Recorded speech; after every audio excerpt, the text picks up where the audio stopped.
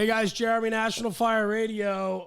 We're in the brand new studio, 2020. This is pretty nuts, man. I'm surrounded by friends, but new faces to the platform, and we're going to talk all about that. In 2020, the idea was National Fire Radio is a lot bigger than all of us individually, and so what we wanted to do is bring forth a lot of different types of content, a lot of different thoughts and ideas, and new faces to the platform. You'll see on the screen behind us, if you're watching the video, Rush the Bus. Rush the Bus is a new podcast and social media platform that came out with Julie and Pete. We're going to hop into your story in just a minute.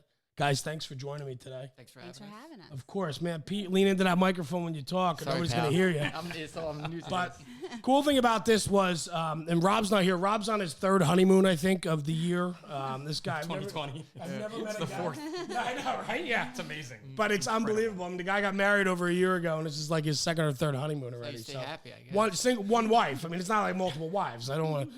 But, so Rob's not here today. Tucker's not here. Sebi's not here. We're running lean and mean, but we have our new friends to the show, and I wanted to get you guys into the studio, our new studio, which a lot more podcasts will be coming out of here going forward and so on. So, and then we also have Pip. Hiya. Pip's been on the show before, 555 Fitness. You do incredible work for your not-for-profit fitness organization for the Thanks, man. For the emergency services, and you're a friend, and you've been on the show before, and I'm excited to get you up and running. We're going to do a little project together on National Fire Radio called The Size Up. Yes, sir. And we're going to hop into that today, too. But I just wanted to take a quick moment, too, with everybody that listens and watches and so on. I just wanted to say thank you. It's been a crazy, wild ride for about a year and a half now on National Fire Radio. Our podcast is awesome, and I love it. I love everything about it. And I loved being able to just get the message out to our listeners and so on. So we're going to get running real quick. I want to hop into Rush the Bus. We got your logo up on the screen behind us. Pete, Julie, thanks for joining us. Thank you. Thanks for putting your trust in National Fire Radio, man. Of course. Little backstory. Little backstory about Pete and Julie. Rob and I were talking about doing something with EMS. I'm a fire. Rob's a he an loves ambulance EMS. guy. Yeah, he does. Yeah, He loves it. No, it's great. It's just not my thing, right? Before, and just a little precursor. Before, when we were getting set up, you guys are talking about EMS jobs with Pip, and I'm just sitting here just shaking my head going, I want nothing to do with this at all. Really, like, it's just not my thing. But I want to hop into it. I want to talk about you guys and celebrate what you're going to bring to the National Fire Radio platform under the content of Rush the Bus. Pete and Julie, a little background. You guys are New York City medics. Yep. You work in the tough and humble city of New York City, which is 20 minutes outside my front door. Gentrified. We work in a gentrified section. Give it to me, man. Give me a little rundown. That Tell me about. I mean, it is. And it isn't. Yeah. We work in Brooklyn. Yeah. Yeah. Northern Brooklyn. Yeah, North Brooklyn. And we're pretty busy. I mean, we're still busy, and we're still doing like jobs that we were doing 10 years ago.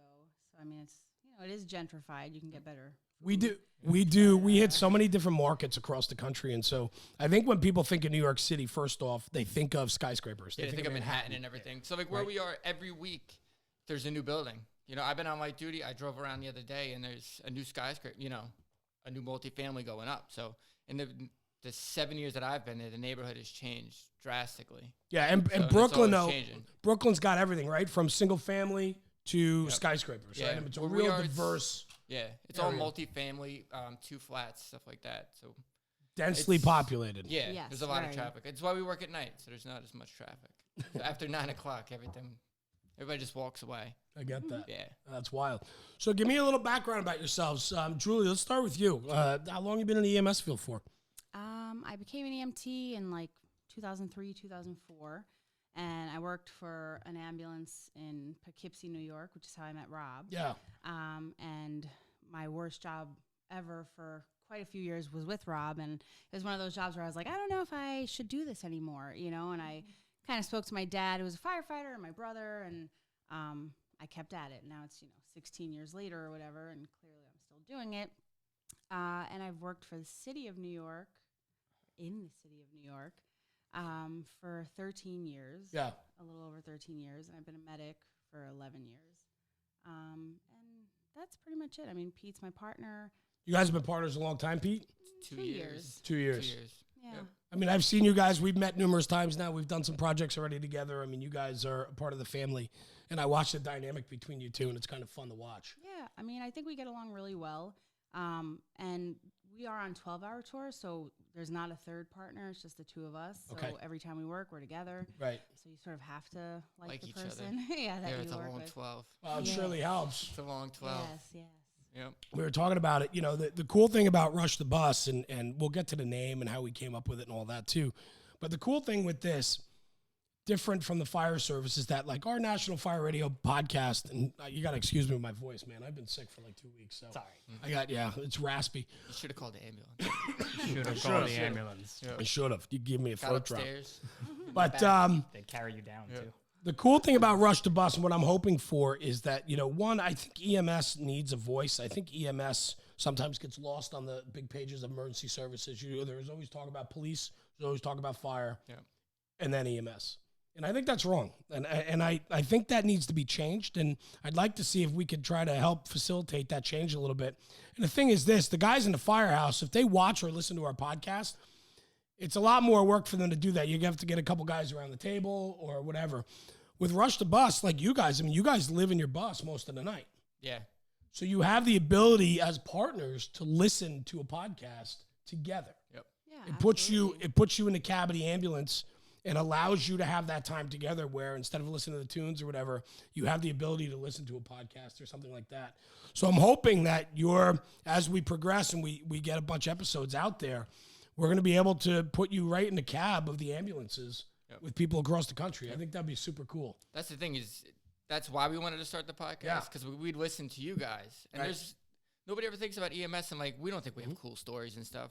But there's a lot of neat stories out there, different small systems and everything. And we want to hear about everybody's stuff, like, how you do it in, Detroit or, Austin Travis or Los Angeles. It's different. Yeah. It's the same, but it's very different from where you go. I love everything about it. I think what's super cool is we started the Instagram for Rush the Bus, and it took off pretty quick. I mean, we're actually getting messages from stuff that we've shown people. Talk about that. I love it. I absolutely love it. So we've been doing like our cravat tricks, and we've been getting messages even in our awesome, station. by the way. Awesome. Like, no, Pip, hop in, man. No. So like the cravat tricks, I went from a guy, he was a volunteer in Queens, and they were like by the Jackie before the Jackie had a divider. So it was like just mayhem. So he knows all these old cravat tricks, and he started showing us. We put them out there, and people were coming up to us, messaging us, yo, I used this the other night, da-da-da, it's working. So it's pretty cool. So it's cool, too, because EMS doesn't really have anything like that now. Right. It's share. What I mean? It's like secret. It's like the same thing with the fire service. Like you hold everything in, like, yo, how to pull that ceiling. It's the same thing. Like if you don't ask, and a lot of new people think they know everything, but, Of course. Do they learn cravats? No, apparently they don't. Days, From what right? I've found is, people don't know cravats. It's a little known fact that I started at EMS. It's not a little known. We know this. It's more of a known fact. We can tell you're smiling. There's some stories you don't know. You're wiggling in your seat. You're so excited about this. I was a medic for 6 years. I'm an inactive medic now. Is that right? Yeah. The whole fitness thing occurred, and time didn't work to go work on the bus anymore for me. Okay. All right. With traveling, and I ended up being, it's a whole different story about being the bad medic. Because EMS changes so rapidly. Yep. In the fire service, we may get a new nozzle here or there. Every time I was going to work on the truck, there was a new medication or the concentration. The concentration was different. And you're like, oh my God, math and death and math. And it just wasn't for me anymore. Yeah. But I think what you guys can do with Rush the Bus, like with the cravat tricks, I couldn't even tell you the last time I took a cravat out of the bag. I'm not going to lie. I mean, we do EMS where I work on the engine, but not that much. Yeah. And I saw that, and I'm like, these are so cool. I hope I remember some of these. And I think that's my favorite thing about what we do as a platform, National Fire Radio. We're trying to, redefine how we're teaching and educating and talking about the job and the positiveness of it, but also sharing those tips, tricks, and hacks. Yep. Those are my favorite things. Yeah. Like for National Fire Radio on our Instagram, what hits and hits well is when we do like our apparatus innovations and things like that. Because the deal is this, you guys are medics in New York City. So the repetition and the amount of call volume and the differences in call volume and types of calls you go on is vast compared to a lot of other parts of, rural here and suburban here, right? So you guys are exposed to it. So you're putting your training and practice and know-how to the test daily, where some EMS departments are not. And I think being able to tell some stories that relate to the job and show some tips and tricks and hacks. And you had a buddy that's super good and old school with cravats. Like, to be able to get that type of content out there is cool, because at the end of the day, all you're doing is making that job better. But the other thing is that hopefully we can spark somebody else to relight their fire at the job. Yes. You know what I'm saying? Like, I love it. But the other thing is there's a lot of guys in small departments. You know, like we're talking to these guys from Pennsylvania, and they may have some cool stuff that they do out there that won't work for us. Right. You know, but it might work out, you know, somebody else who's further out. You know what I mean? So if we can light that fire, it's okay to be a buff. I think you said that the other day. Absolutely. You know, I think being a buff is cool. So, and if you ask somebody to show you this stuff, what stuff? I'm a buff, man. Sorry. Pip's one of those closet buffs. It gets, you know, like people excited to talk about their job. And I think that, unfortunately, in EMS, you know, there's obviously the woe is me, like we don't make as much or we this and that. And so a lot of people, I think, after a while kind of get down on the job or get down on themselves. And I feel like the reality is this is a career. It's something that you could do. Yeah. It's a rewarding career. It's a noble career. I mean, it's exciting. For me, every day is different. Like, I can't sit in an office. I have tried. I've gotten fired. Like, so this job is like, this has been like my longest job ever. And I genuinely look forward to coming to work, you know, like I like it. It's exciting. So, I feel like I want us to, you know, talk to people who've got experience, but also like get people guys who are new to feel like, you know what, this is a great job, and like feel proud of that job, you know? Yep. I think you hit on something there too, because a lot of times EMS is thought as the precursor to getting on the job as a firefighter. Yes, absolutely. But here's the other best thing is that you're still going to be working on an ambulance when you're a fireman. A lot of places. At least in our city, you know? You're definitely I think in EMS, it was what it was for me, is a stepping stone. Yeah. You know, and I did go back and become a medic, but a lot of people take that. And, you know, my wife started as an EMT. Now she's a physician assistant. Yeah. A lot of people go into nursing. But there are, I think, more departments now than 25 years ago when I started. EMS can be a career. Yeah. Because there's places to move. There's different things you can do. There's promotional processes. Even the department that I worked in Jersey now, we didn't have an on-duty supervisor when I worked there. Now I think there's 3 in the system floating around in cars. But those are the things that you guys are going to hopefully talk about from what I think and talking to both of you. Yeah, we got some, you know, I got some friends, you know, from around New Jersey that I'm already like talking to, you know, and places you would never think, you know, because it's not just, you know, the Newark guys, you know, I got some stuff coming up. But it's also, too, the reach you can get like they have with National Fire Radio for Rush the Bus. You know, you'll hear how they do it. And my friend's she's a fire captain in Pasadena. She's a paramedic. Yeah. You know, and that was part of her promotional process to go through paramedic school. Well, California, man, paramedic engines are everywhere. I mean, yeah. That's what they do. That's how they run. Yeah. I was surprised when I went to Chicago recently. They were showing me their engine, and it had like actual ALS equipment on it. And a stair chair. And a stair chair. And like they were talking about that if they get there first, they're like intubating the patient prior to the actual ambulance getting there. And I was shocked. I mean, I thought that was really cool. And it's stuff that I didn't know about, you know? So it's like this firefighter showing me all his medicines and all the cool stuff. And I'm like, we have this. And I'm like, this is a firefighter, you know? But he's also a medic. Yeah. And I didn't really know that was a thing. You know, we have, obviously, in our city, there are firefighters who were medics. Maybe they work as medics somewhere else, like per diem. But, you know, we don't really have a lot of integration in that kind of way. And so I'd like to talk to people outside of our city and kind of, you know, get some more information. But it's also not just about the medics. It's about the EMTs. Of course. You know? So, because, like, they do a lot of stuff, you know, they're not really thought of. And it's paramedics. But, you know, 2 good EMTs. The ambulance driver? Oh, yeah. You know, that's all they're looked at as. I'm driving my Where medic. you guys work, is every bus a paramedic unit? No. Or do they have EMT buses, too? We have EMT trucks, so it's EMT, or medic. Trucks. I got to get the lingo down, Pip. Yeah, don't say rig. Rig? No rigs? No rigs. No, but Truck's got a ladder. Truck's got a ladder on it, man. Maybe where they work, it's a truck, but truck's got a ladder on it. In our neighborhood, I will say, we have a really good, I mean, at least in our station, we have a really good rapport with our EMTs. And it's funny, I'm going to bring up like a quick story. The other day, I had a patient who was having a really severe asthma attack. Like, we got on the scene. It was sort of like a chaos. The house was like really chaotic, and she's doing this kind of guppy breathing. And so like I right off hit her with the epi, and we're trying to treat her quickly. And I had called for BLS to come help us because we needed to move furniture to get her out of the house. And as soon as my EMTs came on scene, they looked at her and they were like, you check her pupils? And she was high. So, I mean, that is pretty much what started this like downward spiral of an asthma attack. But it was something that, because I was sort of treating the asthma like pretty aggressively, I kind of didn't think like she's also high on heroin, which she was. And it's like it takes really good BLS to sort of recognize these things. They have a lot of experience in our neighborhood.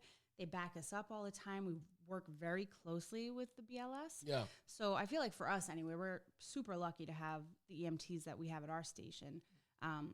But that was just like one example of them like being so good and so spot on with their stuff that they can recognize things and put it out there, and they know that I'm going to be receptive as well to that and not be like, oh, you know, get out of here. I know how to do my job. Like we work hand in hand, you know, like, so they pointed something out that effectively helped us like also deal with this patient, you know? Absolutely. Pete, talking about BLS EMTs, give me your background story. We didn't get any. So I started as a volunteer in 1999, and I was a volunteer, and then I worked a bunch of paid spots all over New Jersey. I went to medic school in 2006. And then from there, I worked out in Pennsylvania for a little bit, and I realized I needed a career because I had kids, some good insurance. So I went and started working in New York City. Nice. So good. And that's since when? You've been in the city now for how long? Since 2012, July 12. Okay. Yep. You've seen a lot of. Have you seen? Pip brought up a good point before, and I never really thought of it because I'm not an EMS guy. But EMS is constantly changing. The fire service is kind of the meat and potatoes of the fire service has always been put water on the fire, search for victims, ventilate the building. Right? I mean, it's pretty. That's what we do. The staples, right? I mean, it's pretty simple. Do right? it, and your job is. You guys, obviously, it's patient care. But how you care for the patient changes quite often, no? Yeah, I mean, I think our protocols change pretty frequently. Things that were, you know, sort of like law in EMS, like longboards and everything. Yeah, that was crazy. I still can't. You know? I still have trouble not longboarding somebody. I can't tell you the last time I did it. Yeah. And hard I'm not sort of to. glad I have for no that. idea what the hell you're even talking about. So we would go to motor vehicle accidents. Right. Everybody got a backboard. Everybody got back. Oh, yeah, have a okay. little- Yeah, That's right. still stiff hard, man. plastic or They'd be wood sitting on the board. curb and they're like putting a board on them. Yeah. Standing takedown. Right. People would be Chastised, bro. If you didn't bring somebody on a board, you oh my God, like you didn't And board that person. And be like, wow, It they was weren't injured. They really weren't even in the car. uncomfortable Yeah. too for the patients. There were times that it was like, if anything, probably more painful for that person. You know, like we got to do little like drills with the department I work for, and I got to go on a backboard and get transported like in the ambulance maybe 3 blocks, and I was like, geez, like I got off that board and I was like, my shoulder is destroyed, you know. And so I feel like, you know, you're putting injured people on this like super stiff board. Yep. You know, they could get pressure wounds if they're on there for too long. There's a lot that, you know, like eventually they were like, let's get that out. But I mean, you did not stray from this. It's you know? still a hotbed topic. Yeah. It's like backboarding. And with EMS changes like what you're talking about and with that, it's science based. Is an easy way to put it. That's exactly There's it. studies that have been done Absolutely. in very large departments, and they follow these patients for years, and they came out and said, this is bad. Yeah. It's nobody's fault. It's just bad. It's not what you we should thought do. it was good. It's not good. And that's hard. That's where EMS and the fire service are very much the same because the folks put their feet in the ground. Yeah. And I mean, I don't want to get too crazy with it, but a lot of those people would be complaining while they were backboarding people. Why are we doing this? They take them off when we get to the ER anyway. Yeah. Then when they said, no mas. No mas. Oh, everybody got mad. I'm not going to do it. I got to do this now. Yeah. I mean, you have to relearn. I went on a few MBAs yesterday, and everybody got walked to the ambulance. Yeah, right. That's the craziest thing. Like you put them in a collar and you're walking them there. It's not what you're used to. Thing. But science says, the studies have shown, the numbers are right. This is safer for your patient. And that's where I think with you guys in Rush the Bus, you have a great opportunity to talk about that on a level that a lot of people aren't. And it changes to BLS and ALS. Yep. You know, EMTs are paramedics. There's a new word for you, BLS, ALS. Thank you. Paramedics, no problem. But, you know, you can see those changes and get them out there because maybe, like we talked about my friend in Rialto, they're doing something different in California. Why not talk about it, you know? And the thing is, like, if we hear stuff from smaller places, like where we work, by the time it'll be there and past. It's so hard to get changed where we are. But in a smaller system, if they hear something, they can try it a lot quicker than we can. So maybe we can help a smaller department who's looking for something new to try, and they can try it out quicker than we can. We could spark somebody else's interest. Oh, I agree. And I wholeheartedly agree with what you were saying before, too, about relighting the fire maybe in some professionals in the job themselves. I mean, and a lot of what I get out of this and what we bring to the table is when I get a couple of those messages where they're like, hey man, I enjoy listening to your stuff, and it kind of fired me back up to get back involved and to work harder, or to put my personal concerns aside and get back into the firehouse the way I should be. When we hear messages like that, man, that's it. That's validation for why we're doing this. And if it's only one or two guys in 10 years, we made a difference. And that's what matters. And I think it's contagious, like Ryan it Pennington sure is. says, positivity, it's contagious. Like we have guys coming up now, like showing us stuff. I came in, I'm on my duty, and people show me, let me show you how to tie this and that. It's because they know you're affiliated with Rush the Bus. This is your content. Yeah, so guys are coming up to me, showing me stuff like, yo, try this. And the best part about that is if you did not or were not Rush the nothing Bus, would come out. You would be talking about the Giants game yesterday. You'd be talking about, the something else. Yeah. But the fact that, you have the ability now to open conversation, I absolutely love that. I think it's so neat. I think it is cool. pretty cool. So and it's very new for EMS. I mean, there are some good EMS podcasts out there. Don't get me wrong, but we're not clinical. You know what I'm saying? Like, I'm not gonna listen to that. Like, I'm gonna do an epi drip. I don't know. Well, I mean, the study says that 0.5 epi. I don't even know. And obviously, like, there are people who effect. are like more, into that kind of angle, and that's fine. Yeah. It's just, for us, I think it's like, we want it to be like a casual, sort of like sharing of information and stories, and sort of like learning from each other on like a really just kind of like we do, basic level. Chilling. Like we all do this. It's a little different where you do it. Tell me about that. Yeah. Yep. No, it's awesome. I mean, it's BLS before ALS. Everybody says it. Yeah. Nobody wants to believe it or do it. Yep. You know what I mean? Yeah. But that's and the thing is, like, if you work in an EMT medic truck, the EMTs, they don't get to. I've worked in that kind of system, and the EMTs is like, "Yo, drive me, bro." And they don't know how to button split. topic, Jeremy. What? Yeah, this is a hot one. Do you work two medics, like Julie and Pete do, or like I did in Jersey, where there's two medics on the truck? Oh, I said truck too, huh? It's all right. Two on the truck. Or is it EMT and medic? So dynamics. That's how it was when I first became an EMT.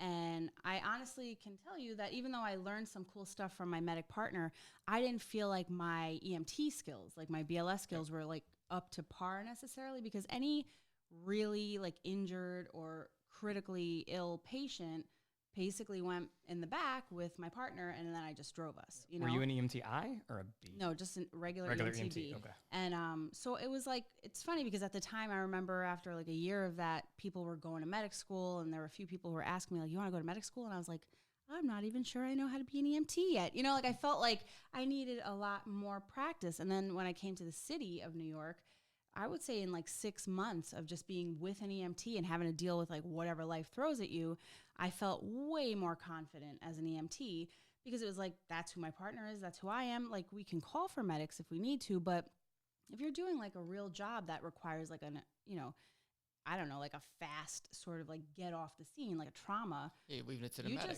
You don't need to wait for medics. Like, you can do that. If you're an EMT, that's your job, And it made me feel way more confident in just being an EMT and being able to handle like really, really big jobs.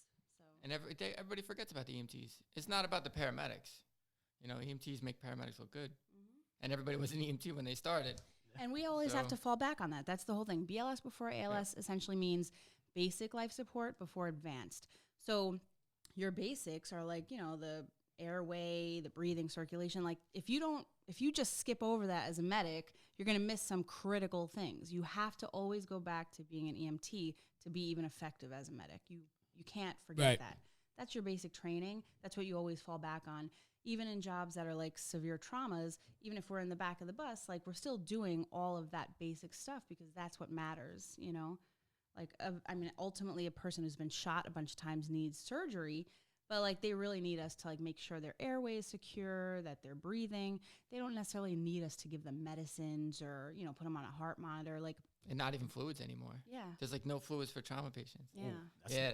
That was like whole. Some places doing like whole blood. Whole blood is big in New Jersey this year. Whole blood. So there's a lot of these topics that, again, by this platform and getting it out there, the amount of learning. They're giving whole blood out here. So MD1. So we have a doctor response units in New comes. Jersey. That started actually where I used to work EMS. Wow. But anyway, they're going to give whole blood, or they already are. I can't keep up. Interesting. And that's where the science end comes in, right? That's So there's interesting. you have this really basic end of BLS. I don't, not to sound bad, but like stop the bleeding, Yeah. circulate their blood, give them oxygen. Then you go to this way advanced level of doctors coming to the I scene. get it. And they can do field amputations. They can give whole blood. Jeez. The coolest part of a doc on a scene is the fact you don't have to call medical control. Yeah. Because you're like, Doc, I'm going to do this. And he's like, cool. So there's no talking on the phone. There's no big speech. There's nothing. He's right there. I'm excited. I mean, I'm just sitting. No, I'm excited because I'm sitting here listening to you guys, and I'm so out of my realm right now. I have no idea what the hell's going on here. But the best part about that is it just sounds like the possibilities of topics and conversation for you guys is awesome. And I think what your guys are going to be able to do, and I know, you know, to get back on the show, Rush the Bus, and the podcast, I mean, not only is it going to be you guys throwing out your tips, tricks, and ideas and things that you know and know-how experience. We're running out and of so on. ideas. Get out of here. There's no way. That's We're impossible. running out Look of at the stuff, ambulance. so, like, You'll yo, figure you gotta- something out. But the other thing, too, is you guys are going to be bringing in guests. Yeah. And that's going to be exciting. And we're the cool thing about 2020 with National Fire Radio and the new platforms underneath with Rush the Bus and the Size Up and a few others that are going to be coming out, we're going to be able to do video conferencing from here. So you guys are going to be able to communicate, and we're going to be able to podcast one-on-one or up to 8 people in a conference and so on. So the capabilities that we're going to have here are going to be super cool. And we're going to be able to communicate with people from all over the country. Yep.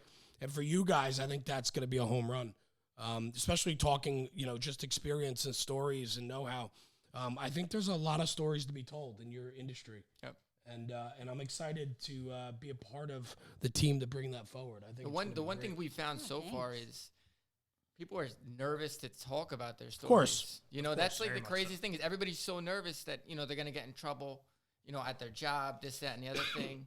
That's the most interesting thing that we found so far. In the EMS world, too, remember, you deal with HIPAA. You deal with Yeah. confidential information. Of course. And people get very scared of that. It doesn't mean you can't talk about what you're Yeah. doing. You just can't say someone's name. You Yeah. can't say their social security address. number. their Yeah. address. Like, and I mean, you guys, I don't really know. Was It's tough HIPAA? about- HIPAA was in when you guys started. So I worked EMS pre-HIPAA. We wrote. Yeah, no, it was before that. Yeah. I started like before HIPAA was like, who's this? And then Yeah, it and then came when out. HIPAA then you had to came, get the oh extra my form signed. Gosh, HIPAA was like this. Everybody thought it was gonna like end everything. Yeah, I don't even know what it was like the lockdown that Right, happened right. during HIPAA.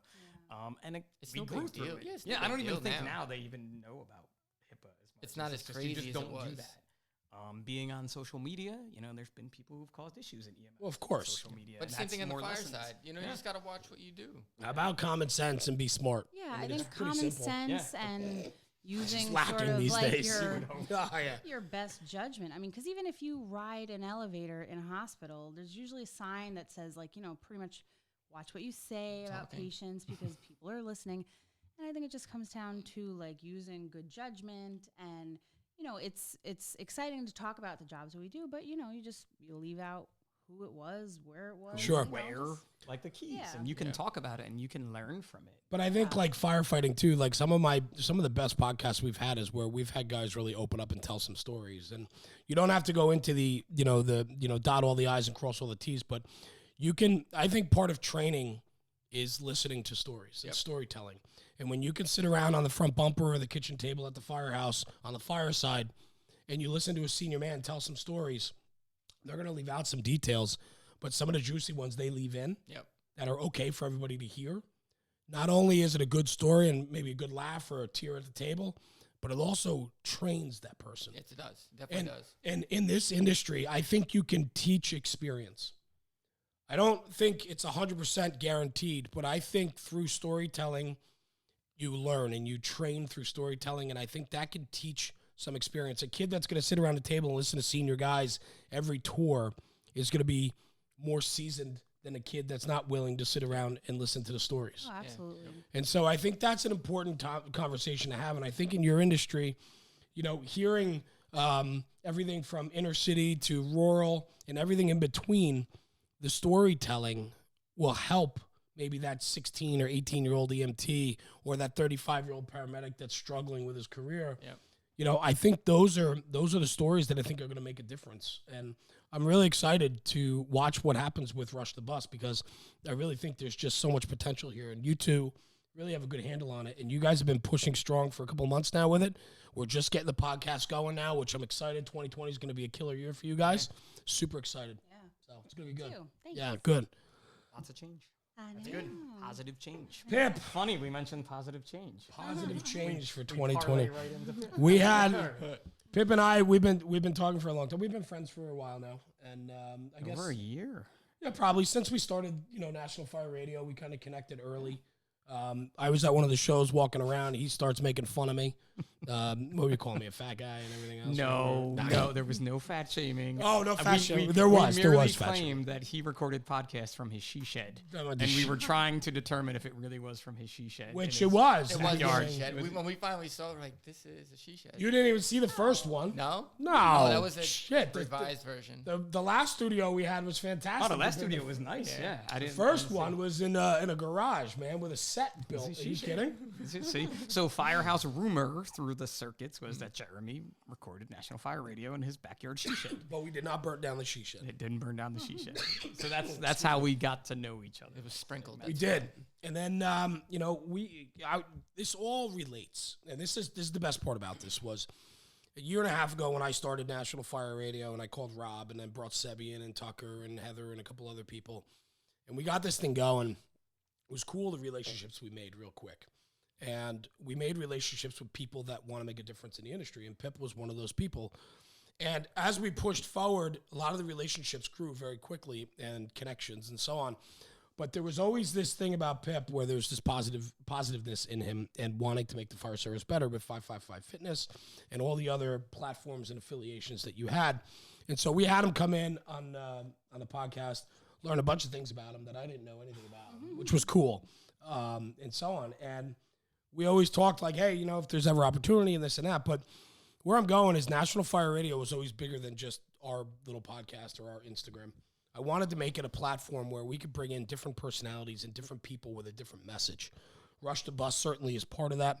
And now Pip with his podcast coming out called The Size Up. It's super exciting because we're hitting the industry from all different angles with all different personalities and different types of people. And I think what that does is that rounds out what this industry needs.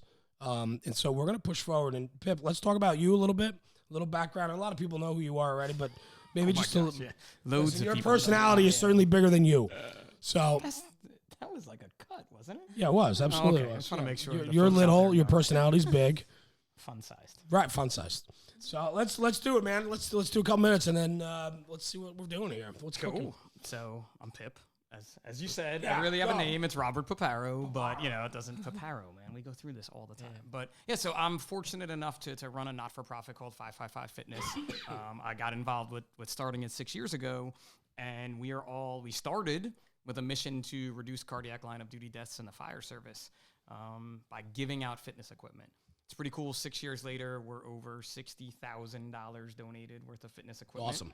All through our volunteer efforts. Cool. During that time, our platform on social media became one that was just pushing positive change. And although we push it through the fitness end, it's really just about changing yourself. And I've been fortunate enough to meet so many people in the fire service, EMS, PD, military, fitness, you name it. I've met people that want to make positive change. Yep. And Jeremy is definitely one of those people, and the people at National Fire Radio. They do it differently with what they do, but it's awesome. And the night that I was on the podcast with Jeremy, none of that was planned. If you listen to my episode of National Fire Radio, we literally just started talking. Yeah. Even the start of it is like, hey, A we're lot of- recording now. A lot of that is how we roll. And it was awesome. And even that night, I talked about some things in that podcast that Yeah. I've never talked about Right. publicly. It's a good way to put it. And I guess we all got closer after that, and we talked about, I have conversations all the time with people around the country, around the world even, that are just like that podcast, talking about positivity, talking about change, talking about things that happen to them. And that's kind of where the idea of the size up came into play. Because I always like to say, I'm constantly trying to be better than yesterday. And I think that's what 555 pushes the most. If we can be better providers, we can be better to ourselves, we have the ability to be better to our departments and to the people we serve and the people around us. And hopefully on the size up, the plan is to get guests on and have them tell their stories, so that will inspire other people. And it's kind of like what we've been talking about. Julian, Pete, and I have been talking on Messenger. I don't know who I'm talking to. They have to, because it's the same account. Hers is, if it's grammatically correct, that's all. Oh, why didn't you tell me that? But when we talk about that and doing crossover things between fitness and EMS, and we talk about personal accountability in EMS, and one of the things I think for Rush the Bus and the Size Up to talk about is EMS burnout. Yeah, and people who have learned some of the harder lessons in EMS, because it's a hard job. Yep. And that's what I hope to capture in the Size Up, is those folk stories that I know, and they can get out there. And it's pretty cool. Some of the guests I have lined up already, if we can that's exciting. Make it work, as celebrities. Yeah. We have some celebrities that I happen to have met. We have some people no one's going to ever know. And some people who are pretty big on social media that want to do it. But I think the best part about it is, and you said it best, you guys connected and have talked outside of, this, and so what I think the best part about that is, you're right. There's a shared belief. There's a shared culture here, and what we try to facilitate with National Fire Radio is positiveness and positive change for the fire service, positive messages, and the fact that we want to leave it better than we found it. I hate cliche sayings, but that's one that I do like, because truly, like, my contribution, I hope that when I'm dead and buried, my contribution to the American Fire Service mattered. I hope that what we do, or what I do, has made somewhat of a difference in one or two lives along the way. And if that's the case, then we win. We're doing the right thing. And I think the Size Up and Rush the Bus, those are all the same ideologies we believe in. And I'm looking forward to that. Pip, let's talk about change, though, and positive change. A lot of people don't like to talk about it. A lot of people don't want to change. A lot of people don't think it's cool to talk about it. No, they want to keep it all to themselves. It's cool to change. It's cool to change. Yeah. It is. I haven't drank since July. Good for you, man. I haven't had a beer since July. Is that right? Mm-hmm. And how do you feel since then? Crazy. We're not going to do Dr. Phil stuff here, but here we go. Yeah, how do you quite feel? Interesting. It's quite different. You see stuff a lot differently. So, I think it's fantastic. I don't even got anything. You're just like, I got nothing, but it's better. Right? It is. It's better, and it's simple. I think with change, though, people think it has to be hard, right? Like, they think it has to be this whole big thing. And here we are, January 2020, and I sent you a text on New Year's Day and asked if you were in the gym, or was it too crowded. I believe the answer. Oh, you're going to go and read it now. Here we go. He's going to call me out on it, right? No, I'm not going to call you out at all. Right. I think this is fantastic. How far back? It was just on New Year's Day, like 3 or 4 days ago. We text a lot. We text a lot. It wasn't 3 or 4 days. Today's the 4th. I wrote a report at 3 a.m. I had to type the 4th. So I know that. Did you write 2020? Because they said if you just write 20, it can be utilized. Utilized and write like 20. What was on Channel 7? Sinister motives or something. Or like you know how you would write like 19. 1-4-20. Yeah. Oh, because you could just add, you could put 19 a number. or 17 or whatever. There's a lesson from the medics from Rush the Bus. All right, you ready? I saw it on Facebook. I saw it on It's got to be true. It's got to be true. Here we go. All right, so this was my conversation with Pip on New Year's Day at 12:59 p.m. I get a text from Pip. Now, we all know I'm twice Pip's size. I'm a big guy. Never shied away from saying that. I don't hit the gym quite as often as I should. I know that. So But he wants to. I do, and there's been conversation about that. It's all about the thought. Pete, slow down, buddy. Sorry. So Wednesday, New Year's Day, 12:59 p.m. This is the relationship I have with Pip. Did you work? This is from Pip. Did you work out today, or are you waiting for the crowds to die down at the gym? I responded, I have feelings, He goes, oh, my bad. So did you work out today, or are you waiting for the crowds to die down? I said, mimosas and waffles this morning, so I worked out. He goes, I have feelings, but I do love brunch and mimosas. Yep. And that's it. And that's it, right? It's listen, I'm not here to pressure Jeremy or anybody to do something like this, but people think change has to be this huge thing, that you have to go and do all these 8 million different things for change to occur. And to be honest, it's a very small thing. You decided to stop drinking in June for whatever reason that was and haven't drank since then. So we're 6 months. Yeah. And you've made a huge change. Some people say, I'm not going to drink today. Or I'm not going to smoke cigarettes today. Start one day. And it's just one day and it goes to the next, right? Yep. And that's with fitness. You can do 10 minutes of physical fitness a day. Some days people are like, how long did you work out for today? 12 minutes. What do you mean 12 minutes? 12 minutes of hell. I put myself through it. But that's all I had because I have 2 little guys. I have a dog. I have a career. I have a not-for-profit. Now a podcast. It doesn't have to be an hour and a half in the gym. You can just take the stairs. Yeah, We take take the stairs. at work. Yeah. Here we go. Yeah, under 6, man, we're walking. I know. It's funny because there's times I've been like, not tricked, but like I thought we had a patient on like the 2nd floor, and he was like, it was on the 7th floor. Yeah, he was like, you want to take the stairs? I was like, yeah, like of course. We had a medic student with us, and then as we're going past the 2nd floor, we had a student with us who was like really bulky, like he like was huge. I'm like, yeah, he'll keep up with me. And we got up to the 6th floor, and I was like, winded, like because I'm carrying 30 pounds of equipment, but our student was shockingly winded. And I mean, I was glad he took it with us and he did it and he took it in stride. And, when we got in the patient's house, he was kind of like, whew, like we're trying to talk to the patient. And sometimes you're like, all right, let me catch my breath, But we've taken the stairs when all the firefighters have piled into the building and they're like, we'll beat you upstairs. Yeah, they're like, oh, you want to squeeze in with us into the elevator? I'm like, no, we're good. And they're like, it's the 6th floor. And we're like, we got it. And we get up there before they get up there, So it's like we're going up there. Even yesterday, I live on a 4th story walk up and I had all my groceries. Sorry. It took me 3 times to go back and forth, up and down 3 times. So it's like the equivalent. Where was your helper? My 6-year-old helper helped me take like a box of cereal upstairs. And then he just sat on the iPad. So I went back and forth. But I was like, and I like was trying to bolt up the stairs. And like by the time I got up to the top, I was like, that was pretty much the equivalent of like running up 12 flights of stairs. Yeah. And I was carrying weight, carrying weight. And I was like, I felt good. And it took, maybe 10 minutes total. But I was like, all right, that was 10 minutes of doing something that I wouldn't have done. And I mean, I don't have an elevator.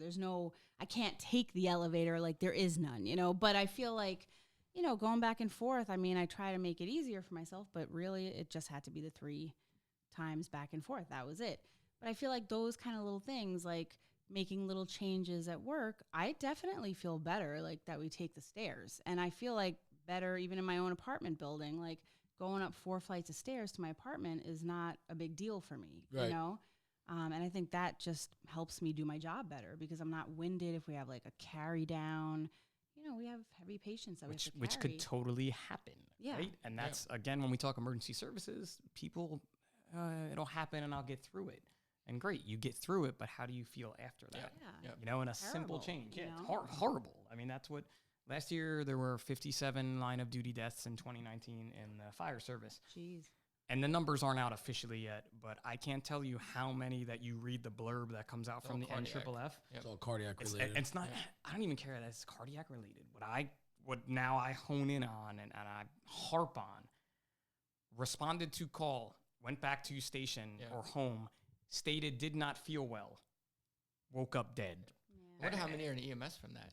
You know what I mean? Like you go take that cardiac arrest or the other job, and you come back and, you die. Oh, to say, I mean, well, we know a guy who had a stroke. He was sitting on the street corner. He had a stroke, and he's back to work.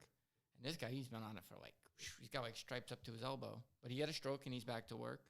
So with EMS too, you don't keep numbers like the fire. That's the thing, they don't. When we talk about those types of things, and who knows? I mean, EMS is a very stressful job, and then you have the physicality of it, where you may be doing a carry down, especially where you are. If your apartment, if someone on the 4th story, someone on the 4th story gets hurt there, and they can't go down the stairs, somebody's carrying them, right? And your gear, and I mean, in Jersey where I worked, we had a lot of volunteer BLS. I worked a lot of day shifts, volunteer fire. There was not many people to help. The police were our help. But you have to be prepared for that.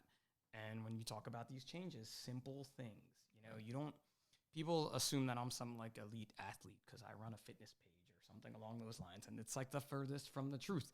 The other day, I did 2 workouts in one day because my wife wanted to work out after work. I stopped workout 2.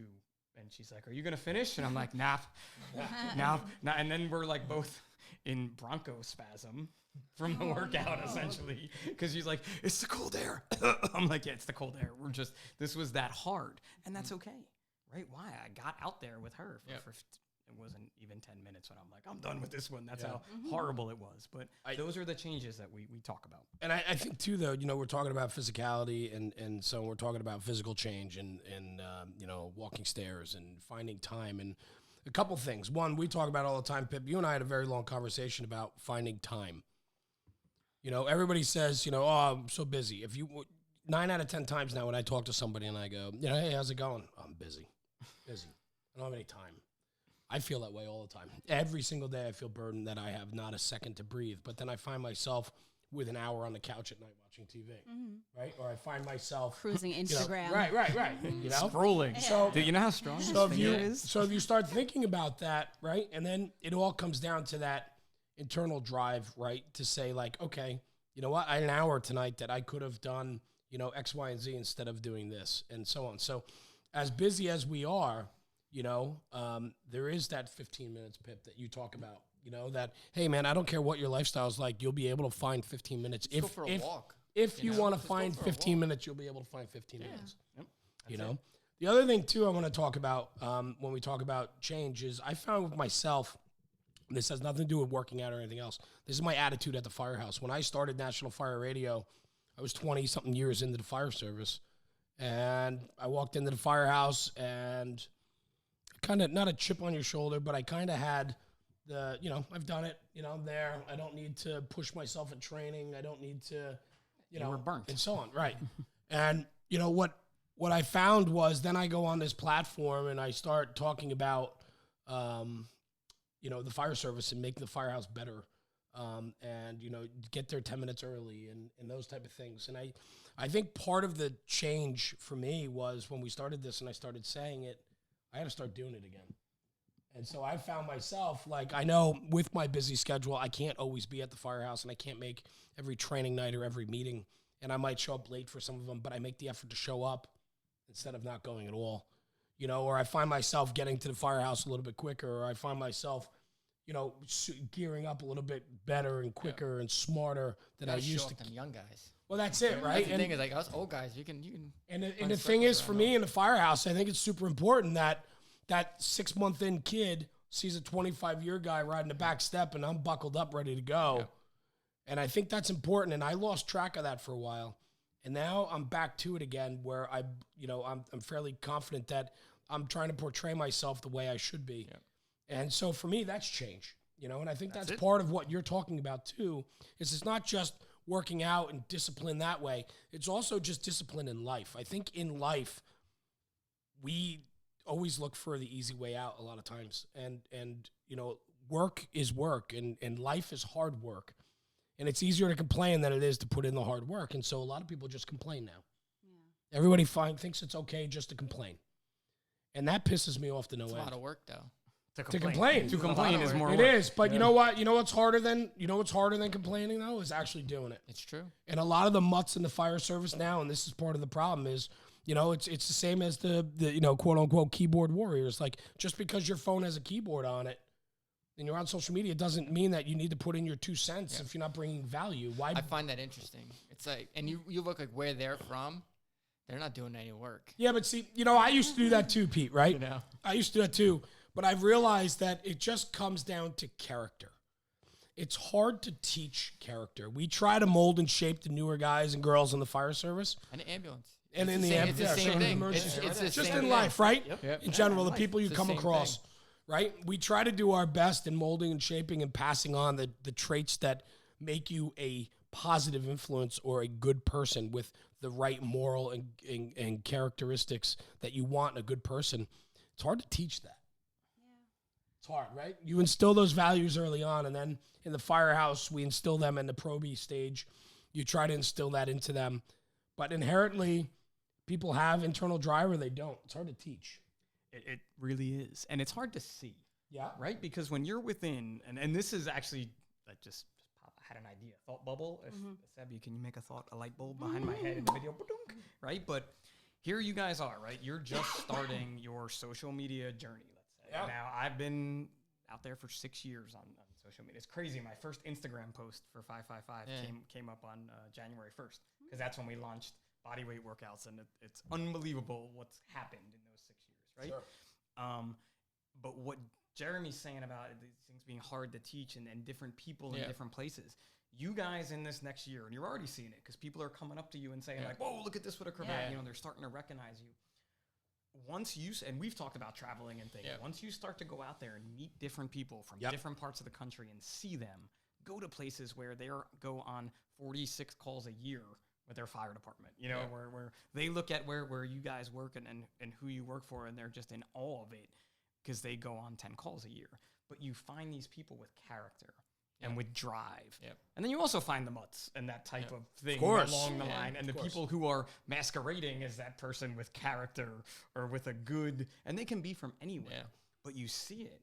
And I can't wait till this time next year. 2021, when we're sitting at this table or possibly a better she shed table and talking about this.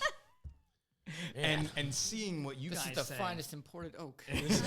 This is not. It's not IKEA anymore. It's not like, so, but it's amazing. I think that's what I know. Jeremy and I, we spend a lot of time talking about, and I think that's when I go back to the size up. You know, bringing in these folks that I've been fortunate enough to meet. You guys are going to do that, and you're going to see this change that we talk about. And you're going to realize there are people out there with the same vision as you. And I know that there's people out there, and it's just they're just stifled. Yeah, you know, they're stuck, and we did that with 555, where like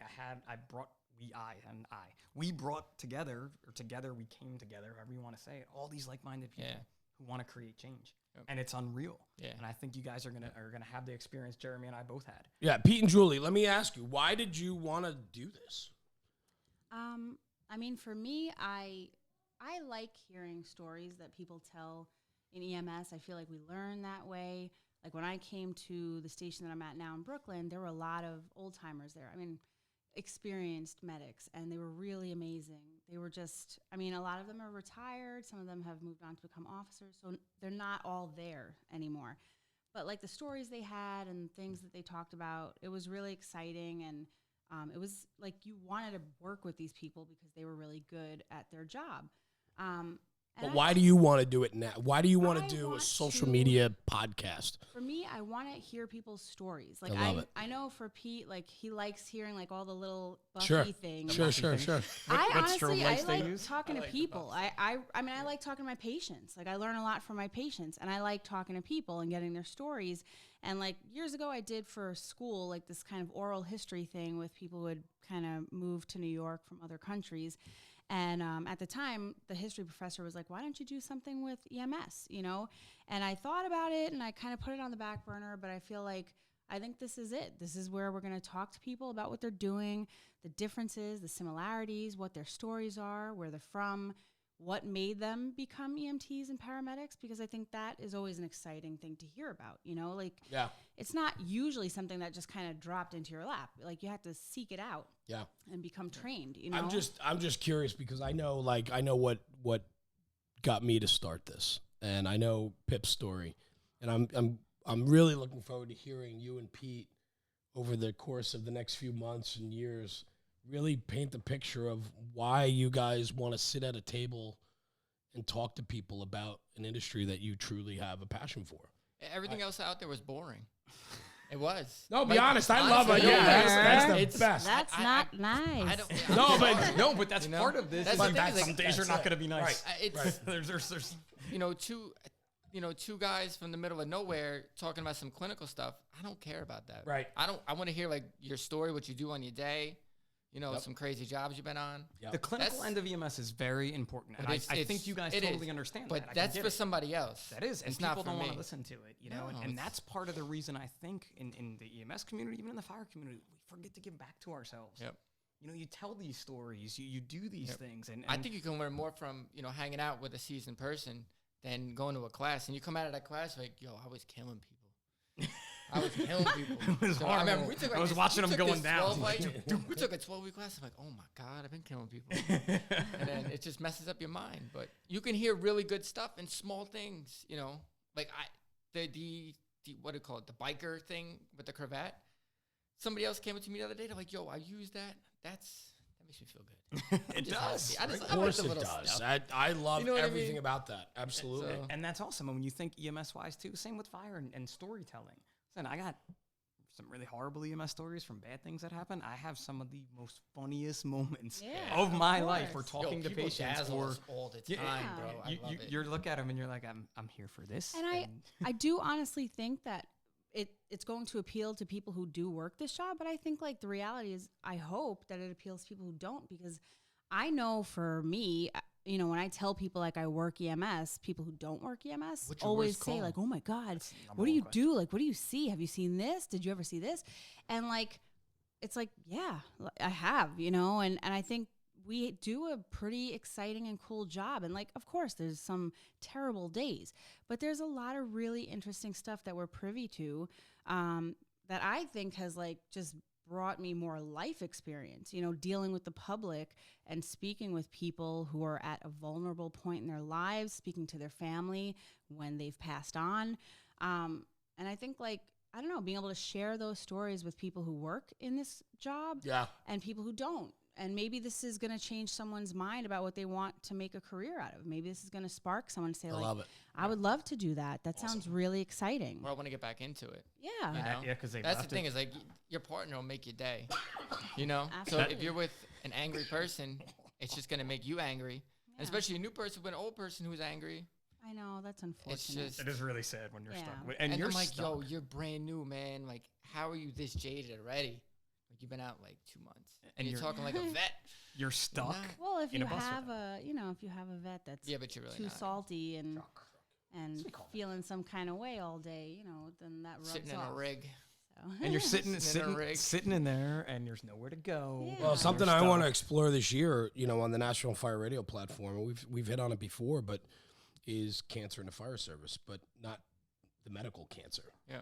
I'm talking about the toxicity that exists in the job, the negativity, right? I think that's a cancer that we don't talk about. I think that's the worst cancer, because it'll ruin an organization. It'll ruin a new person. It'll ruin totally ruin you. Yeah. You see it differently in EMS than in the fire service with that, because in EMS, if they are stuck with that jaded person, that's them. That's you two. You got to get along with your partner somehow, or it's really going to be bad. Right. At least in the firehouse, you can find someone else. I mean, you could have a whole jaded company, and that's really rough. That's bad. That is. And it exists. It definitely exists, but usually you could find someone. But if you're stuck, listen, I've worked with some amazing EMS partners and some horrible ones. I've heard people fight over the air conditioning and the heat and the radio station and what corner we're gonna sit on. And I have too much sun. I'm like, they don't have to worry about the radio station. They got a podcast to listen to now. Turn things around. Like, we have a patient in our neighborhood who calls 911 every day.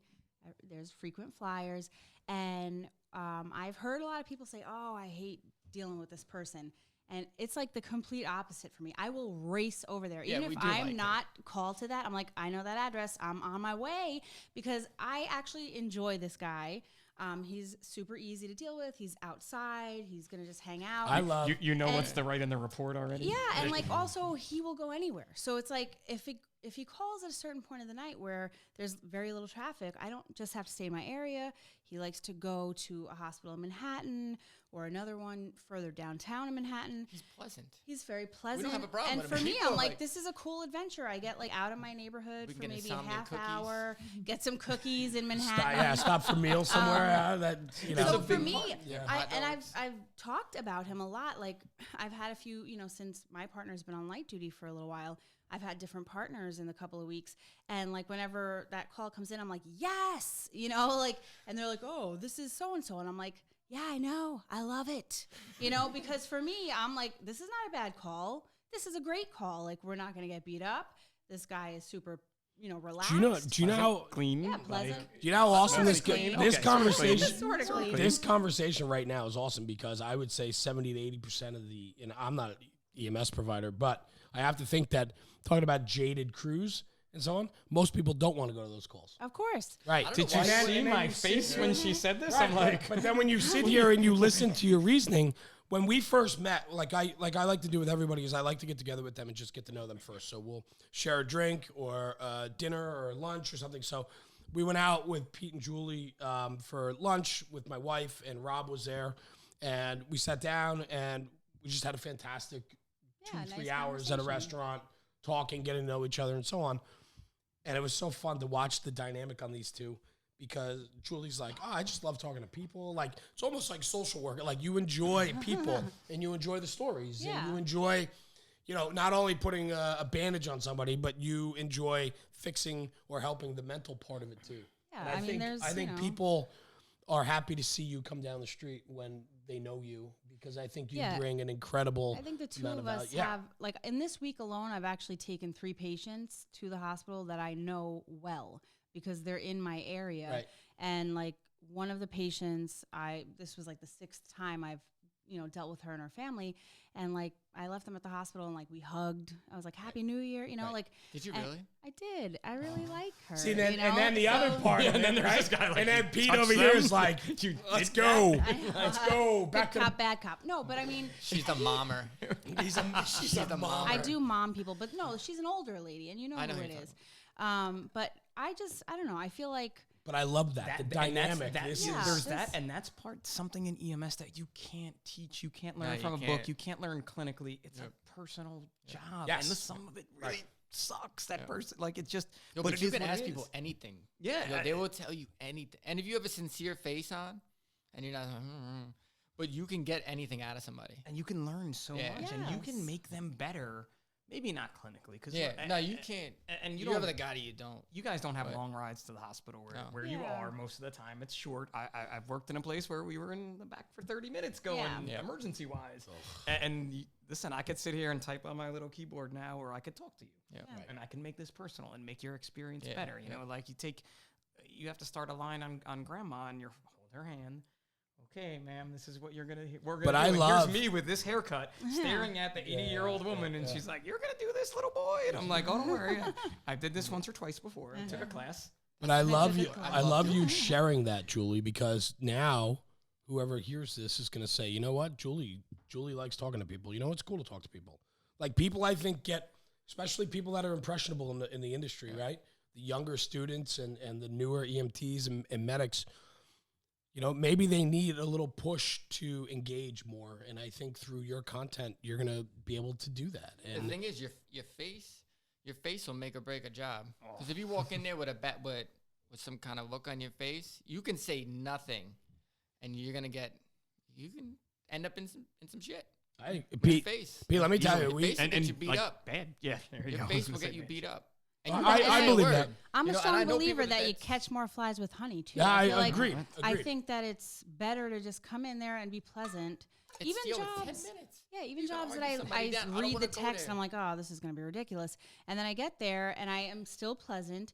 And oftentimes I'm surprised in a positive way that I'm like, oh, I almost feel bad. I'm like, I thought that was going to be a big, bullshit thing. And it was actually like a really lovely family. And the kids were really cute and everything. So, I mean, I feel like, I don't know. I think that when you go into these jobs and you're already like in a crummy mood, it sets the tone. It does. And you're going to have a patient that might not be as easy to deal with, That lesson, too, that you just talked about, going on a frequent flyer and you find a positive in it. Right? And maybe that positive is we get to go somewhere different today. Yeah. But that's the thing. If you take them to that outlandish hospital, think what food is around there. Yo, that's fantastic. Right? No, you're right. That's the thing. Is like people argue, I don't want to take you this. If it's close to the end of my shift, you're going somewhere close, bro. Or to be honest, we start at 5 p.m. and it might be a little too challenging to get into Manhattan at that point because later, of traffic. You can go wherever. The middle of the night, I'm like, wherever. I mean, really, like if I can sell it to the doc, we're going. Of course, and that's part of it. That's part of having a healthy EMS career. Is things like that where you've got this person that's like every job sucks, so you're stuck for 12 hours. Yeah, and you're gonna go on some patients that require zero medical attention whatsoever. Yeah, and that's what you're gonna do. Sorry, and you have to find a positive out of it. It means because hey, we can get some cookies. I'm there. Cookies. Yeah. You can make a game. You don't know, dude. Oh, I believe it. And I just want to touch on like what Julie was talking about. The positivity of all that is, I know like when we go out in the field and we meet people. I mean, I make a real conscious effort to shake every hand and tell a story with somebody or listen. And when we go places, like we've done 3-4 departments in a day where we go shoot content, or go to a trade show and people come up to you and say hello and they want to get a picture. Like, I think it's so important that even in this little world that we are of National Fire Radio, it's important to touch every single person that you communicate with. Mm-hmm. And, it's funny because a lot of people will send me notes and messages and so on. And like I told you guys from day one when we started this, was you have to engage everybody. If somebody sends you a message, reply back to them. Somebody comes up and wants to talk to you, take that extra second and talk to them with a smile on it. I have a lot of people that say to me all the time, they're like, I don't know how you do it. And at the end of the day, some days I'm totally wiped. Yeah. Of course. It's a mental game the whole way. You know, we went down to South Carolina for 2.5 days, and I had to be on for 2.5 days. Pip, you know what I'm talking about. Dude, we talk about it all the time. Right. And when I land somewhere, I'm on. And listen, it's not a facade. No, don't it's think not. we're Right. talking No, about a you're facade either, absolutely right? right. Because you guys aren't going to do that. You're you. Right. No, it is. You got to be yourself. You got to be 100% yourself. authentic. People see through the Yeah. fakeness, but it gets tiring. Sure. But what you get out of it, The what value. You get return- their energy. Oh, you know, my God. and You talk about that builds you up. Listen, you know? I want to leave a firehouse. We go shoot content. When we leave, I want them to talk about it for the next year. Yeah. When I leave departments and get text messages a week later and say, since you've been here, morale is through the roof. Yep. Guys are so pumped that they're seeing our T-shirt on your show or your, this or that, or our trucks are on your Instagram. Like, our guys are through the roof about it. That, to me, is the value. Absolutely. Right? And so I just say to you guys as we go forward, all of us, is representing the National Fire Radio brand and then your own brands. We got to be on, and we bring a value to the fire service and to the emergency medical service and emergency services and Pip, what you do with physical fitness and the mental game and all that. I mean, it's just, this is crazy. It is. No, it is. It is. You know, It's a ride, man. I'm Yeah. so excited to sit in this now next year. And I didn't think, Yeah. I didn't know what we were doing today. It's just like, you want to come up? And I'm like, oh, I have my kids. We'll go hang out. Let's do something. Yeah. And you do this. And when I think what you guys are going to do, and I'm fortunate that 555 transitioned over to EMS. Yeah. We work really well with Zoll Medical. The Assault on CPR Challenge is Yeah, that's at cool. all these national shows, and people love doing it, and they win a bike. But you go to these shows, and there's just something missing. Like Jeremy would be like, "Oh, how was I don't want to use any names of the EMS shows because I don't want to talk bad about them. But how was that show?" I'm like, "Oh, we had a blast." But you look outside of that little area that I'm in. Like, nobody's telling stories because I don't know. I feel like everybody's looking to cut somebody down. Yeah, I feel a lot of that in EMS. Some It's medics. the same in the get their- fire service, man. I I get my know. balls Yeah. broken No, every it's single day. different. It's different. in It's EMS. different. There's a cut down that another medic will give you. Oh, you put the IV in that way. Listen, this is the way I do it. The way you do it is whatever. I'm not looking to cut you down, but that's why a lot of people in EMS won't tell their stories because you're gonna get eaten alive, and you could feel the energy. Yes, and you can feel it. yes. I'm not. That's why I'm not doing any clinical stuff in this because I don't care about EKGs, bro. I want to hear your story, and I'm not here to cut you down. No, He but does I care agree, about right. EKGs when it's Yeah, on he cares you. about them when he it cares affects about the his, EKG. cardiac Listen, patient. you but, can tell me whatever, but I don't. What I'm not about a cardiologist. what about like personality? Like I've never been to EMS trade shows or so on, but you go to the fire service. Every company's got their personality. Everybody's got their brand, if you will, and so on. I think EMS is lacking that. I think It that is. we need to get to these shows and we need to liven these shows up a little bit. Dude, listen, we blast music in that Zoll booth. I'm shocked at some of the things that we get to do in this Zoll booth because it's not the normal EMS interaction, right? We have this. It's fitness. very like Yeah, Put it like up because a lot of it is, and again, a lot of it is clinical. Yep. A lot of it is device sales. And you go to EMS shows and they're trying Which to is sell cool. you. You get Well, to it's great. play You get with to play cool with stuff. stuff, Yeah, and it's the only place I get to intubate is if we go to an EMS show. I Yeah. walk around and I'm like, cool. Let me see what your thing is. Yeah. And the guy's like, you're really bad at this, and I'm like, shut your mouth. man. I'm a firefighter. Don't you know what I do? Don't you know who I am? Look at me. And sometimes I have to stand up on something. I get it. But you lose that energy, and it's not a. I don't want to say they're bad because they're not. But you need that energy. You And want I people think excited. that kind of like the devices, all the medical equipment, that's cool, but they're, being pushed by a lot of salespeople. And I think actually the personalities in EMS are pretty astounding. Like, there's some smart people. there's some really smart There's some people, really there's smart some people. really charming people. And I think to do this job, particularly as a career where you're literally talking to people day in and day out, you have to have at least like some kind of personality. You can't just be this monotone like talker because no one's going to tell you anything. If you're on the ambulance and you're like, "Hi, sir, you're naked. And also, I think you might have done crack. Did you do crack? I'm sorry, I have to ask." Like, it's kind of hard to say that. Sounds like a good night. And you can't really say that with like this, "Okay, did you do drugs?" Like you have to speak to people. You have to look at them in the face and talk to them. And so I think we have a lot of really great personalities in EMS. That's what makes it like so exciting to talk to each other. So it's a little bit different than like someone who's trying to sell you the next monitor or the next laryngoscope. Well, and that's what you guys need to capitalize on and go after. And I think that's what's exciting about what you guys are going to bring to the table is that we're going to be able to get those personalities out there and give them a voice. I mean, there are a tremendous amount of, there's tremendous people in the EMS industry. Let's give them a voice and tell their stories and capture their info because that's only going to make the job better. And in fact, it's going to light some excitement. Yeah. Yep. And too, with the super smart people, you have them, but because you guys have your personalities and this is looking to do that, you can take that super smart person. I like smart people. I'm not saying that I don't like smart people. No, but you can. It's amazing when you break into someone's shell. Yeah. So they're, like you said, super smart people in EMS. We've had them do the Assault on CPR challenge, and they're dying, and they're having fun with it because they're realizing that this little bit of physicality, 1 minute on the assault bike, 2 minutes hands-only CPR, and their CPR is horrible. And I'm like, I know your CPR is not horrible. If you just did 2 minutes of CPR, you know what you're doing. Be fine. But we stressed you a little bit. Right. And they have fun with it. Yeah. And they understand that there's more to it than necessarily the most serious side of it. Yep. You understand that. I understand CPR is important. We save lives with CPR. Again, science. Right? But we put this little element into it, and it just made it enjoyable. I mean, we have to run up the stairs. Yeah. I mean, stairs. That's the thing is, you run up the stairs and then you got to pump. And you're going to go. You might have a 5th-story walk up in our city, and the person's in cardiac arrest up there, and you better get up there. What do you think? What is your be gear able weight? to do it. A cardiac arrest 5-story, so you're going to carry the monitor? A monitor. Each person has probably about 30 pounds on their back. If not more. Like in your hand or on your back.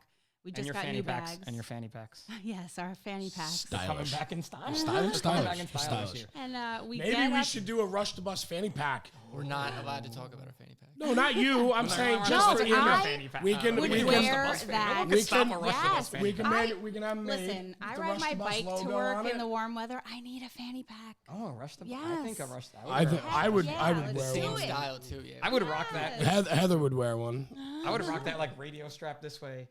Oh. No. I could The rock old it. safety patrol belts. Yeah. Oh, yeah. Like around there. Yes. We could start a whole new thing. Yeah. Lord, Sweet trend. Lord help us. Keep your Well, gloves we in hate there. radio straps. Keep your gloves. I know. I don't wear my strap. Yeah. But that's You okay. hate radio I straps? hate radio Well, straps. it gets in the way for me when I'm trying to do things, CPR. Also, I don't want a patient to be able to pull me around and stuff. In But the do you back wear of the ambulance. anti-sway strap? No. No, I just wear So if my you had radio in my radio. No, but with the belt. radio strap and the sway strap, No. I understand Strap. the EMS because it falls I forward when know, you don't have the know. sway We strap. do. Some people Some buy people them, love it, but right? I don't. I hate. I wear the clip that's made for the radio, so I don't like that strap over my I've shoulder. It had the beats up your same shoulder, radio too. holder for 15 years, so I just wear that. Again, EMS is different. My God, this is a whole other episode. And we could bring in some radio strap manufacturers. I know, and right. they would hate me. 'Cause I'm like, you could give me a dope radio strap, I'm not wearing it. But a cool belt. A Yeah, cool no. fanny pack. A cool With Rush fanny the Bus pack. logo on. I got a guy. Dude. Actually, I do got a guy for it. I just got the email the other day. I was thinking. Fantastic. Yes. But these are the things that, again, That you would be talk fun. about that, you break things Yeah. down, you have a good time, you're Yeah. normal people. Like, Yeah, that's It's gonna be good. I think fun year. 2020 for National Fire Radio is gonna be out of control. Rush the Bus is fantastic. You guys on Instagram already have been putting out some great content, growing quickly on there, and I thank you for that. I do thank you too for putting your trust in me and the guys and the platform. Means the world. This was And easier than last time. I don't have my kids. yeah, that's a whole. They We'll talk talk a about lot. that on another episode. But the studio is also a little bit different now too. We got a little Yeah. more room here. Yep. And so on. So we'll make things work. But I thank you. We're gonna start wrapping it. We're about an hour and 15 in already. But I just want to thank you too. I know it's not easy for you to get here to the studio, one, and then two. You guys are putting a lot of trust in us to really get your message across. So for me, I'm humbled and grateful for that, and I We thank appreciate you. you having Yeah, us. Of thank you course, so you much. guys are a part of the Thank you for family, and helping. we're gonna grow this thing into a machine. And I'm excited to do that. And the value I think that Rush the Bus is going to bring. Is going to be incredible for the EMS service. So I thank you too. Yeah. If And- people want to get us, it's Rush the Bus on Instagram. Yep. So we'll take anything, man. At So send us rush some underscore At- the oh. underscore bus. bus. You have to say it that way. Oh. Yes. Well, it's all right, man. I'm not a millennial though. I'm not a I'm older than you, fella. You just got to jump into it, though. You got to say But it. Pete's right. The tips, Yeah, tricks, so- and hacks, man. Send them DMs with your pictures, with your Yes, videos. absolutely. We want to and hear so from on. you. You Yeah, know, if they work, we'll definitely. More we're than gonna just try 'em out cravats, first. too. There's other things Yeah. I know, in there's other EMS cool that I'm sure you stuff want to that- see. Oh no, we Cravats got is a cool, lot of though. stuff. Yeah. So, yeah, we got some awesome. new stuff coming. And then Mr. Paparo. Paro. Pip. That's how they say it in North. Thank you, brother. Dude, this is awesome, man. We got a big 2020 coming.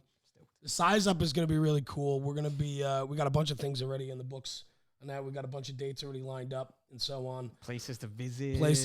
People to visit. We're gonna make a conscious effort this year. We do a lot of the big fire shows. We're looking at 1 or 2 of the EMS shows.